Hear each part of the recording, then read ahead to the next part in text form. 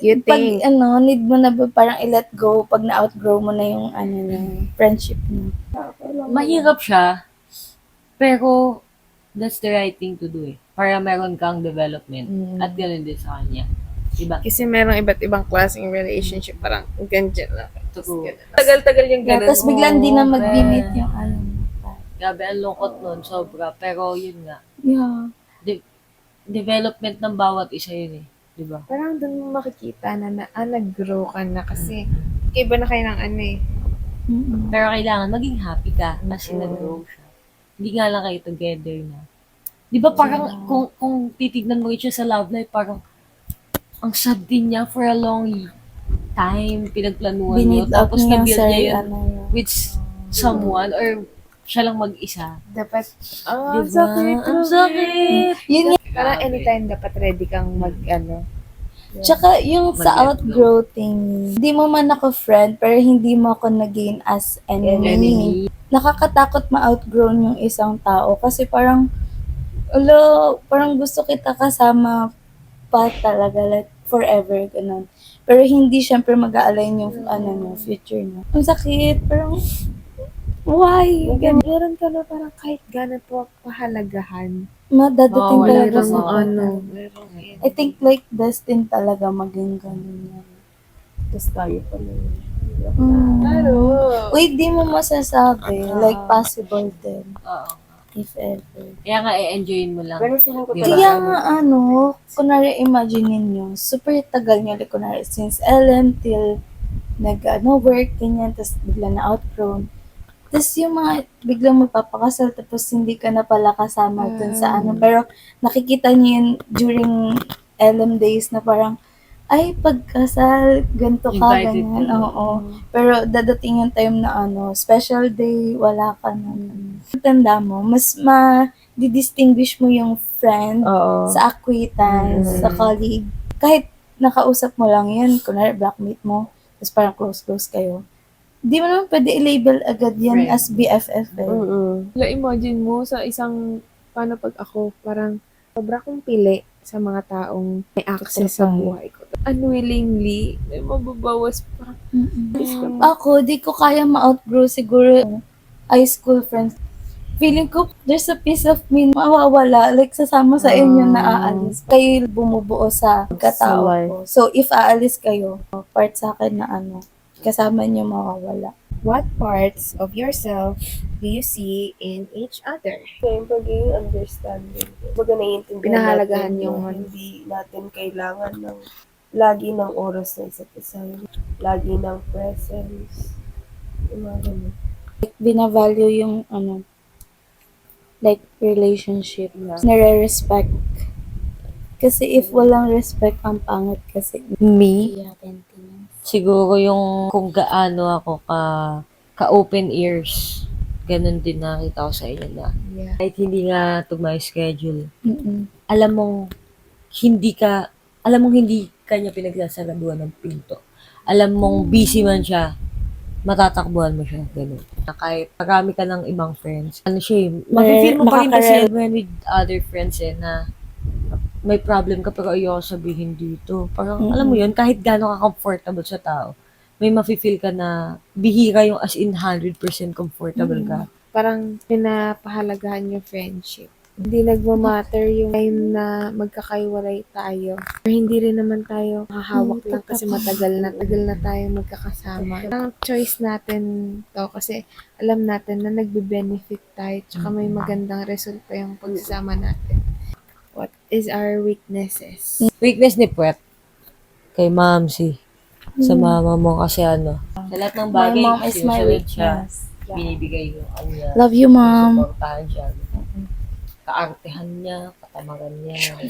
Isa katamaran, be. Hindi nga. Legit nga kasi kay Tito hindi umubra yun eh. Kaya nga, meron kasing ganun talagang factor na napipil mo, okay, dito ako malapit, dito ako malakas eh. Kasi doon lang umuubra. So, kapag alam mo hindi ka natitiis ng tao, nagiging weakness mo siya na i-give back mo rin sa kanya yung Yan.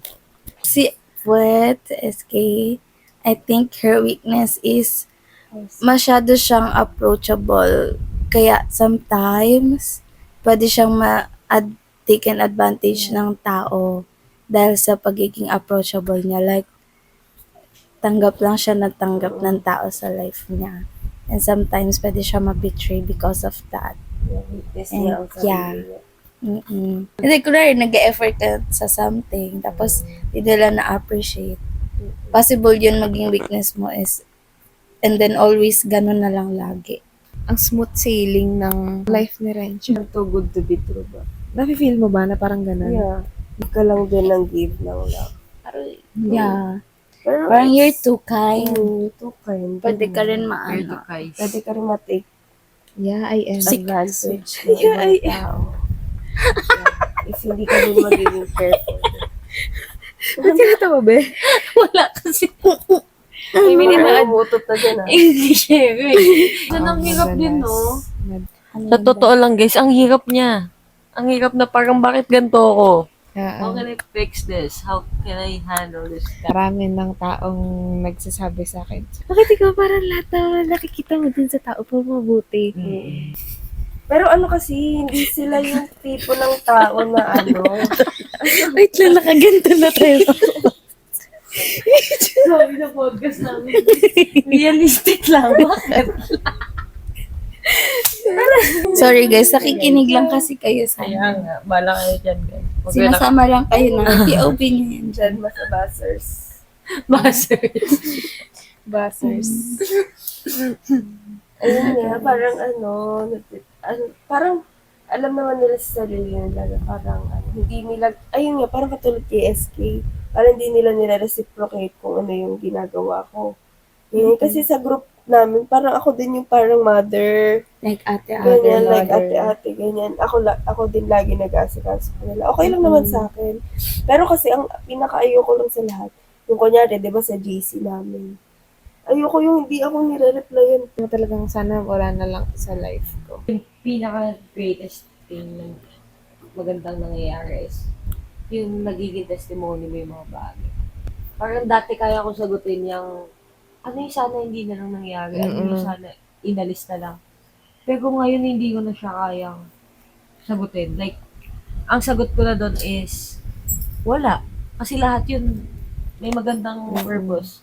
Diba? Although pangit yung pangyayari, pero titignan mo kung ano yung ganda ng purpose kung ba't yun nangyari. Describe a moment that made you feel like a real grown-up. Ay, ito na. Instead na ikaw na yung laging inaalagaan, ikaw na yung mag-aalaga. Si kuya. Si kuya kasi hindi na dyan nakastay. Kuya, iniwan mo ako. Tapos parang, syempre, di ba, parang sa inaasahan sa ating dalawang magkapatid. Na parang dapat magkatulong tayong nag-aalaga sa kanila, di ba? Syempre, tumatanda na. Kaya parang sobrang namimiss ko siya kasi tatanda na tong dalawang magulang natin. Ayun, mas na-realize ko nag-grown up na ako yung kaya ko na mag-commute. Like, natututo na ako mag-asikaso ng kapatid ko. Yan. Nung need kong pumunta ng bangko mag-isa para asikasuhin yung bank account ko para makapag-apply sa work. Sa isip ko, wala, dati sinasama lang ako ni mama. Garang hila-hila lang niya ako dito, ganyan. Tapos nung ako nandun, sabi ko, shit, parang ganito pala feeling ng mag-aasikaso sa bangko. Tapos ako lang mag-isa, parang, wala mama, I need you. Parang ganon. Hanggang patanda ka patanda, gagawin mo lahat ng bagay mag-isa. Kasi nakakapag-desisyon na ako sa sarili ko. Kasi wala na akong pagre-relyan. Like, kasi dati, hihingin mo pa yung agreement. Parang, ang tawag dito? Hihingin mo pa yung consent. 'Di ba? Papayag ba siya? Ganyan. Ngayon kasi, kahit gusto mong hingin yun, wala na.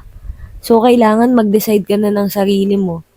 So, dun mo na na mas masaya pala rin yung dati na lagi kailangan hihingin mo yung consent nito. Ganun, parang mas okay pa rin.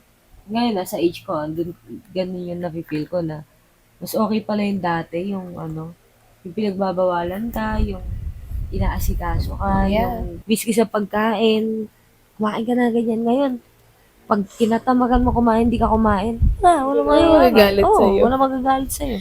Feeling ko nga ang early kasi for 21, Yeah. diba? Alam mo yun, ang swerte ng mga tao na nasa 25 pataas pa sila pero nandyan pa rin yung gabay ng parents. Wala. Oh my gosh. Alas 8 na ba tayo? Kasi alas 6 na. True, Lala. Guys, Bye, pag guys. nila patulog pa lang kami. Bye, guys. Bye-bye. Thank you for Bye, watching. everyone. Thank you very much and see you Bye, next bye, time. bye.